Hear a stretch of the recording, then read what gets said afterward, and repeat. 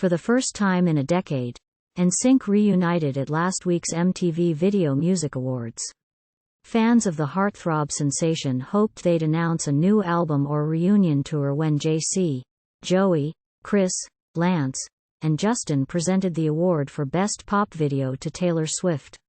Instead, they announced a new song called Best Place, debuting on September 29. NSYNC's latest reunion symbolizes a nostalgic appeal to a multigenerational audience, says Maria Sherman, music journalist at the Associated Press and author of Larger Than Life: A History of Boy Bands from NKOTB to BTS. You're seeing younger acts freak out over these groups because they grew up with them. But even teenagers and people in their early 20s have a familiarity with this music because it's the stuff that their parents played. For them, Sherman says, NSYNC coming back now, and especially recording this new song for the forthcoming Trolls movie, which is a family film, it's just very clever and appealing to a broad demographic of people.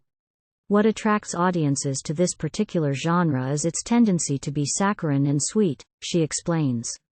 With it, however, comes embarrassment over the stigma of being a fangirl. That hasn't stopped the proliferation of boy bands worldwide, such as BTS.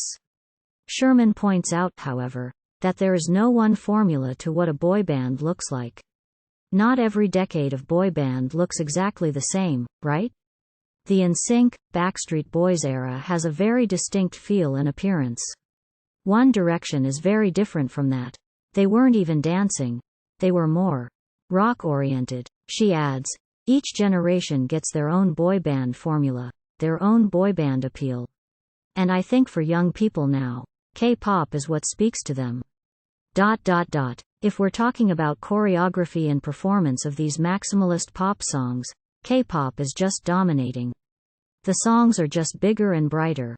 Sometimes, a shining star steps away from the boy band, think Justin Timberlake and Harry Styles, but the group still lives on. There's always a sort of it factor, and what's interesting about that trajectory is they often eclipse the success of the boy band that created them, Sherman says. They're just finding their own career paths and, hopefully, with a schedule less exhaustive than the boy band one. Boy bands tend to burn bright and fast because they just work endlessly for 5 to 7 years and then they call it quits, but the legacy remains.